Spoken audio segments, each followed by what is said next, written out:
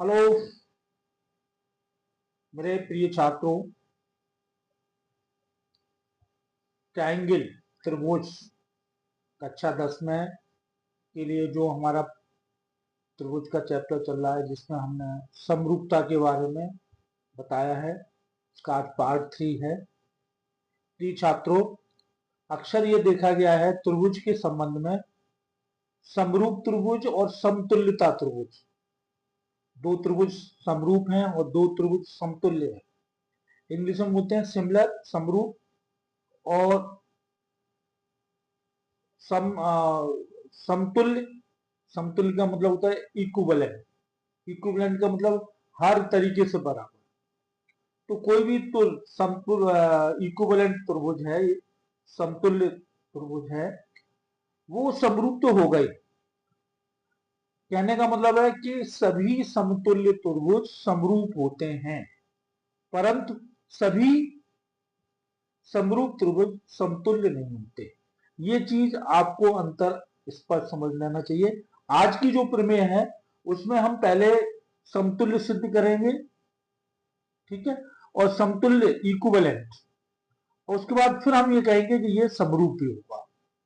तो प्रिय छात्रों, आज की वीडियो बहुत ही इंपॉर्टेंट है, और ज्योमेट्री जो कि थोड़ा सा गणित में कठिन का विषय है, उसको मैं सरल बनाने का प्रयास कर रहा हूं। प्रिय छात्रों, इस वीडियो को आप अच्छी तरह से देखें और चलते हैं आप पार्ट 3 पर। प्रमेय 3 में ये दिया हुआ है, यदि दो त्रिभुज में संगत कोण बराबर हो, अर्थात दोनों त्रिभुज समान कोण में हो, दो कोण बराबर होंगे, तीसरा अपने आप बराबर हो जाएगा, तो ये सिद्ध करना है ये त्रिभुज परस्पर समरूप होंगे। दो त्रिभुज हैं ए बी सी, एक ये त्रिभुज है ए बी सी, एक त्रिभुज है डी ई एफ, जिनके संगत कोण बराबर, या ये कोण इसके बराबर है, ये कोण इसके बराबर है, और ये कोण इसके बराबर है। यही चीज यहाँ पे लिखा है। तो हमें सिद्ध करना है कि त्रिभुज A B C D E F के समतुल्य हों। तो हम इसमें क्या करेंगे, इसमें हम तीन स्थितियां संभव हैं, तीन स्थितियों को लेंगे। पहली स्थिति है त्रिभुज ए बी सी, तो एक ही स्थिति का रहेगा हमेशा, ए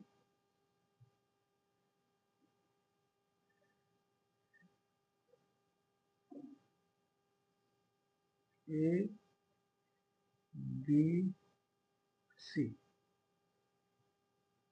और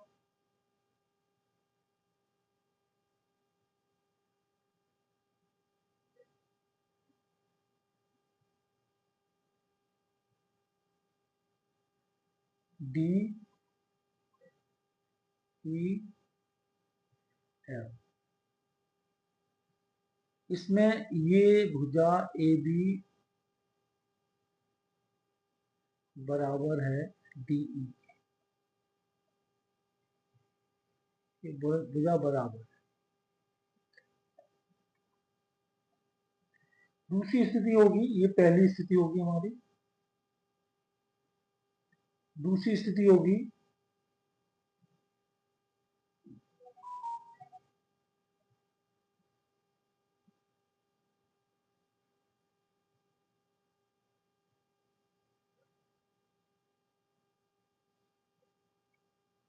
दूसरी स्थिति ये होगी, इसमें ए बी भुजा डी से छोटी है, ए बी भुजा डी से छोटी है,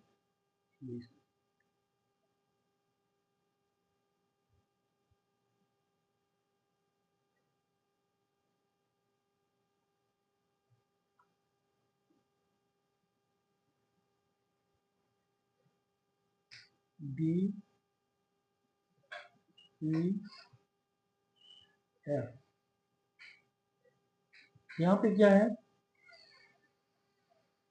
ए बी भुजा छोटी है डी, एक ये स्थिति, एक ये स्थिति, और एक तीसरी स्थिति है जिसमें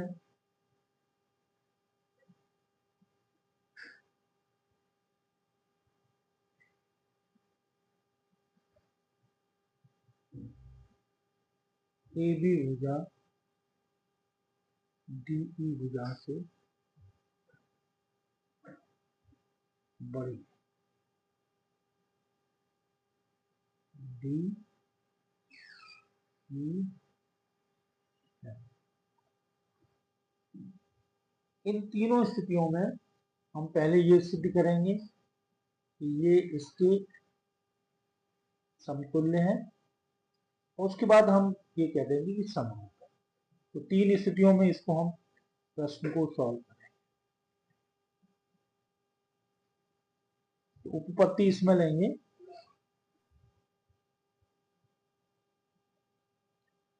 और ये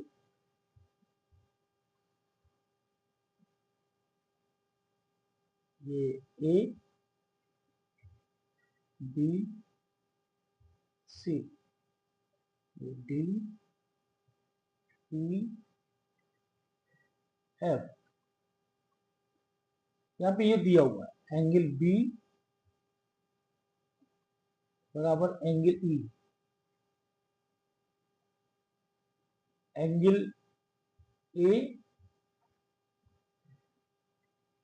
एंगल बी तथा ए बी बराबर डी ई, ये दिया है, ये भी दिया है, ये हमने माना है। तो इस तरह से क्या हुआ, त्रिभुज किस चौसी से, ए एस ए अर्थात कोण भुजा कोण कसौटी से,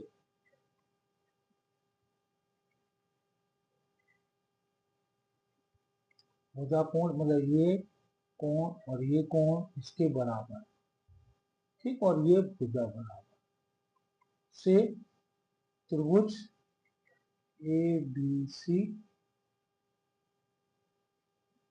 सर्वांग सम होगा त्रिभुज डी ई एफ। और जब दोनों त्रिभुज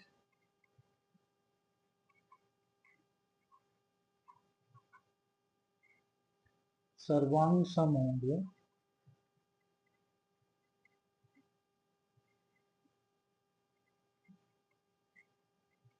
तो वे समरूप भी होंगे,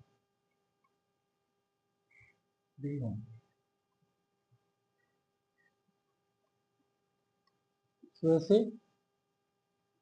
त्रिभुज ए बी सी त्रिभुज डी ई एफ अर्थात A B upon D E बराबर बी सी बराबर अपॉन ई एफ बराबर ए सी बटे डी एफ, ये सभी बराबर, और इनका मान इस स्थिति में एक होगा, इसका मान एक, ठीक। तो ये पहली स्थिति में हमने सिद्ध कर दिया, और ये तो हमें दिया ये कोण भी बराबर होंगे। अब हम लेते हैं दूसरी स्थिति। तीसरी स्थिति देखिए, इसमें ये दिया हुआ है भुजा ए बी छोटी है, तो हम इसमें क्या करेंगे, देखिए ये त्रिभुज है, मतलब जब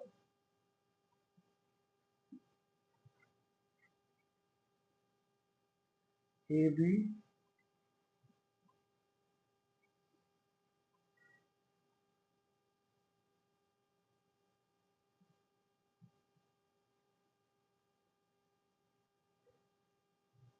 और ये बड़ा,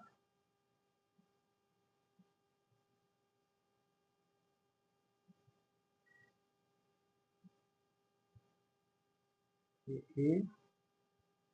बी सी, ये छोटी है, सी डी ई एफ, तो इसको हम क्या करते हैं, रचना,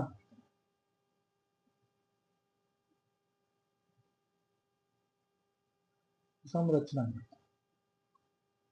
देखिए ए बी के बराबर, यहां पर से इसमें खट कर दिया, ये हमने कर लिया पी, डी पी बराबर ए बी,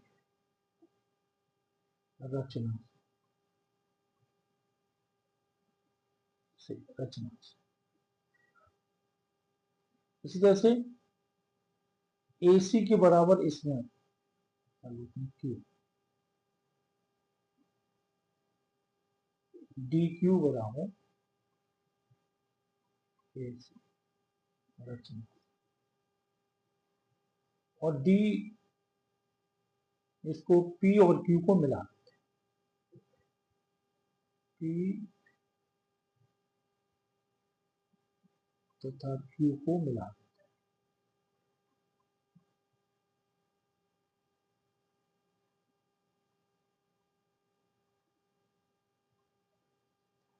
इसको मिला।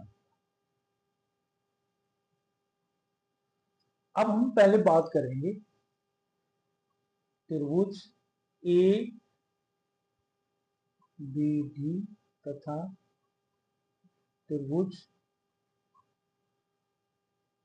डी पी क्यू,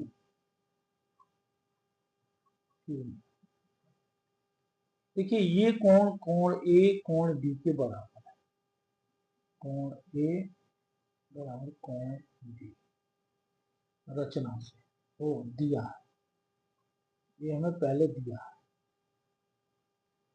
दूसरा P D, sorry, A B बराबर P D, A B P D के, ये हमने रचना से, ये दो रचना दी है। इसी तरह से ए सी बराबर, ए सी बराबर डी क्यू, ये भी देखिए रचना से।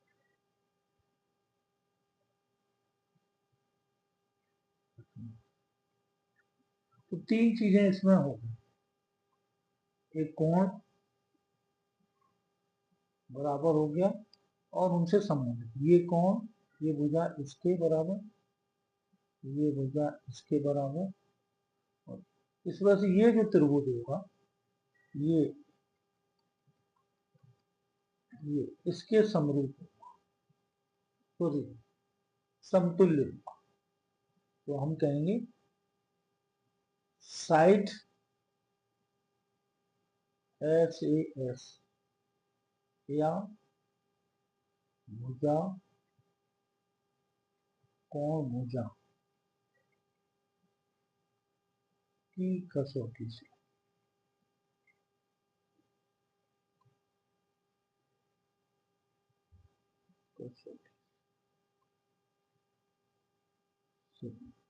क्या होगा,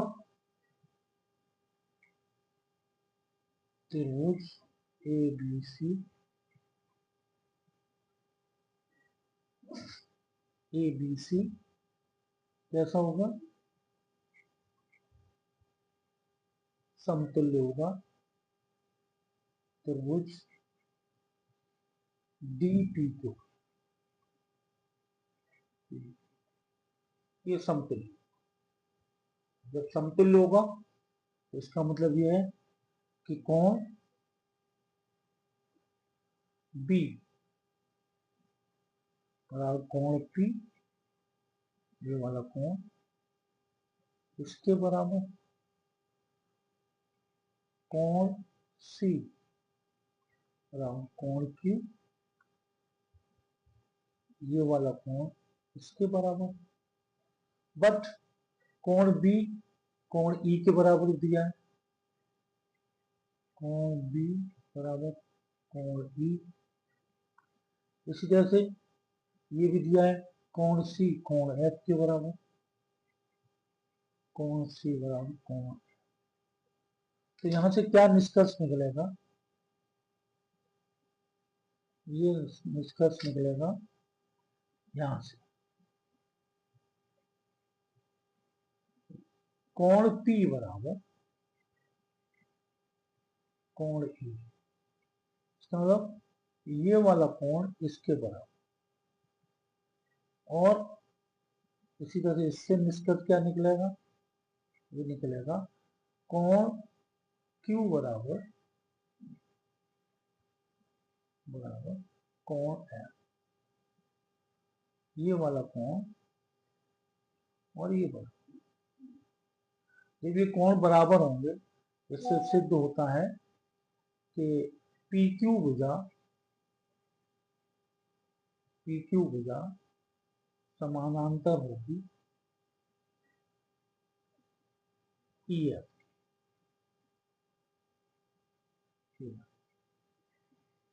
और जब समानांतर होगी तो समानुपाती प्रमेय से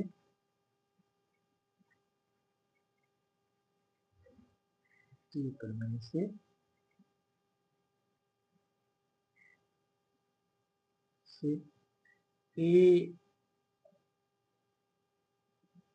DP बटे DE बराबर DQ बटे DF। और DP किसके बराबर है, यहाँ पे देखिए DP या PD AB के बराबर। तो वी कैन राइट, यहाँ पर लिख सकते हैं AB बटे DE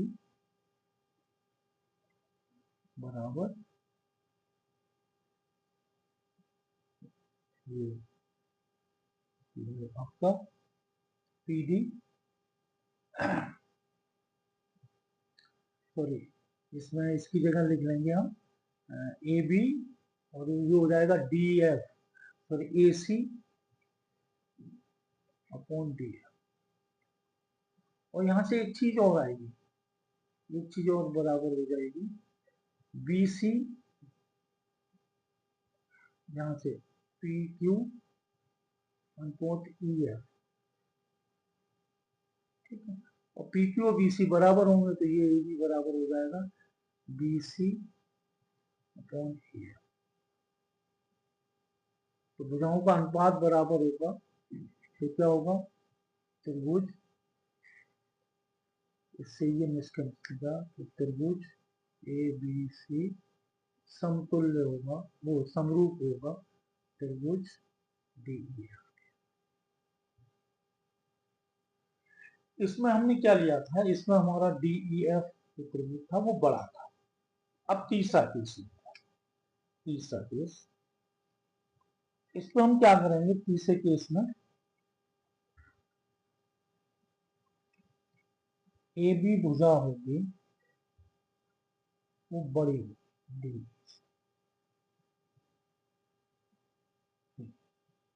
ये तो त्रिभुज रहा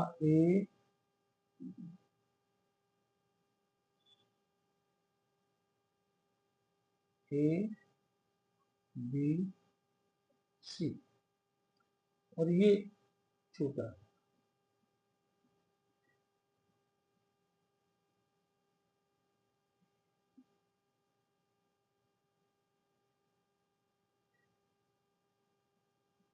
छोटा है।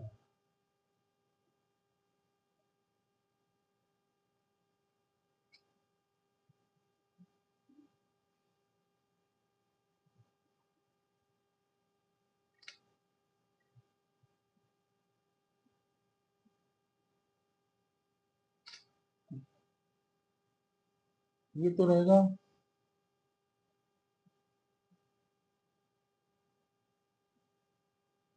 इसको हम पहले बनाएंगे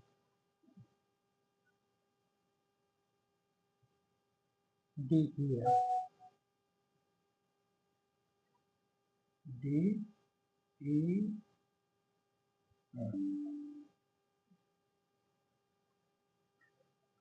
और इसको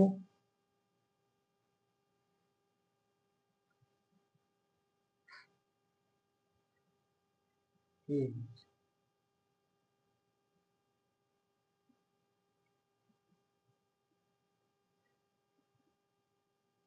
अब देखिए इसमें ये दिया हुआ है ये इसके बराबर ये इसके बराबर और ये इसके बराबर। अब हम इसमें रचना करेंगे रचना क्या करेंगे इसको समझ लीजिए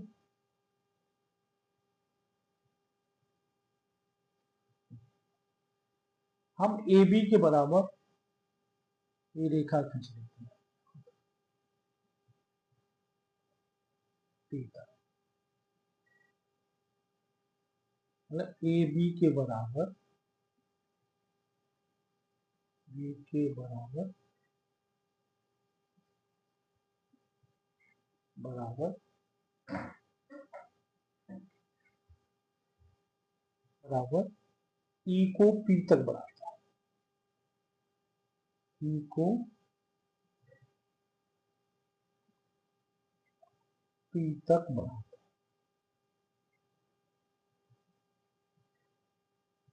इससे क्या होगा जो पी डी होगा वो ए बी के बराबर इसी तरह से डी एफ को क्यू तक बढ़ाया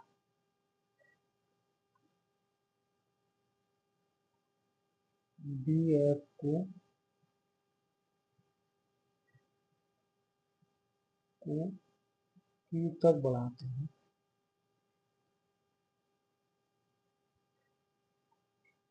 तो ताकि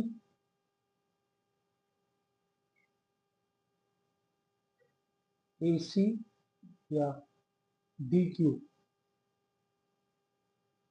ए सी के बराबर और इन दोनों को मिला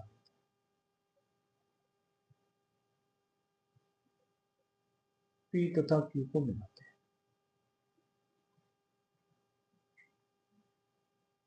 Q को मिलाते हैं।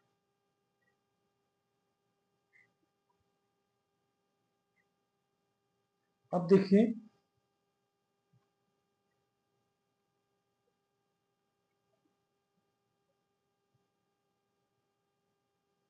अब हम देखेंगे त्रिभुज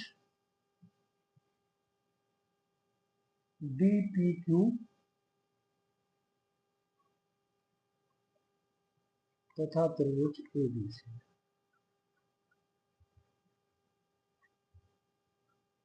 देखिए डी पी बराबर ए बी रचना से ये रचना ठीक है डी पी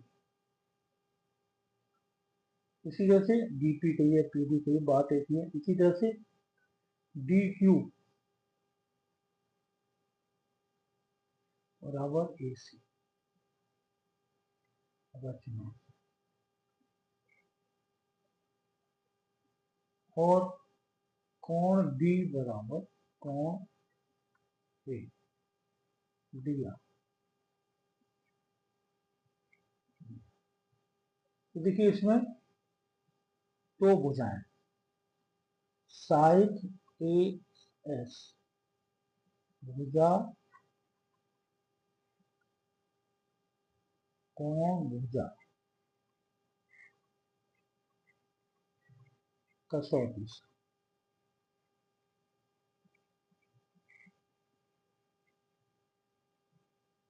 त्रिभुज डी पी क्यू सर्वांग समूह का त्रिभुज ए बी सी सर्वांग सम होगा तो ये वाला कोण, कोण P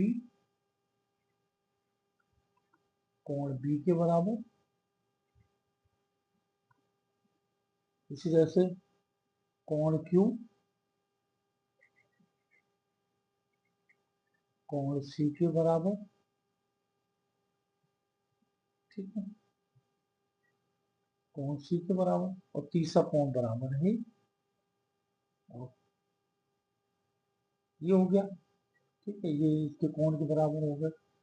और ये हमें पहले से दिया हुआ है क्या, कि कोण B है वो E के बराबर है।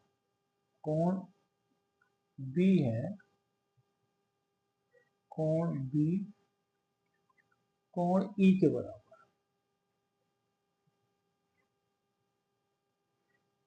इसी तरह से कोण Q C के बराबर। ठीक है, और कोण F कोण C के बराबर।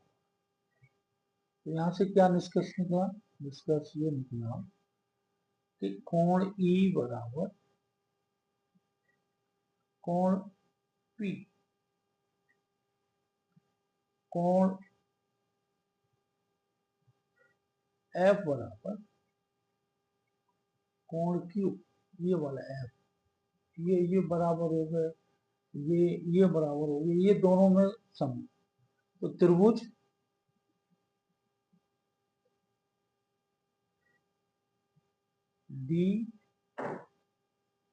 DEF समतुल्य होगा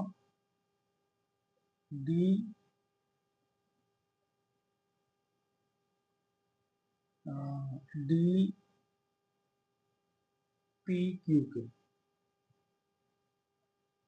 DPQ ये इसके समतुल्य। तो जब ये समतुल्य होगा तो इस वजह से इसमें EF कैसी होगी, EF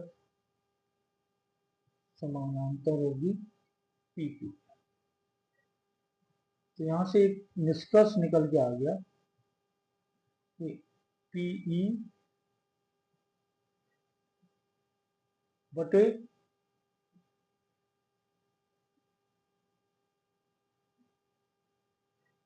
DE होगा, DE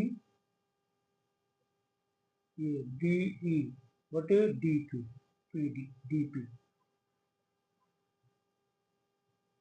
बराबर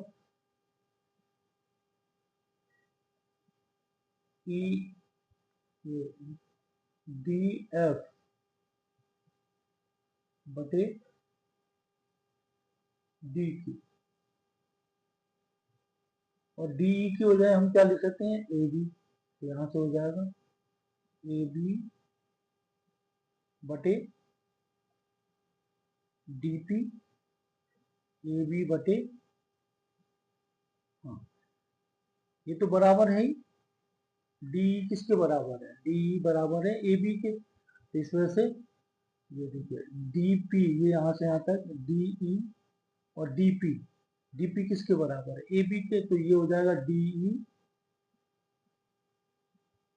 अपॉन AB, AB बराबर। इसी तरह से ये DF बराबर DQ किसके बराबर, DQ किसके बराबर, DQ बराबर AC के। तो DF अपॉन DQ AC के बराबर। ठीक है, तो इससे ये सिद्ध हो गया कि त्रिभुज DEF समतुल्य होगा त्रिभुज ABC, या त्रिभुज ABC समरूप होगा त्रिभुज DEC। तो तीनों स्थितियों में हमने ये सिद्ध कर दिया कि त्रिभुज ABC DEF के मतलब समरूप होगा। ठीक है, तो इससे तीनों स्थितियां हमारी सिद्ध बुलाते हैं।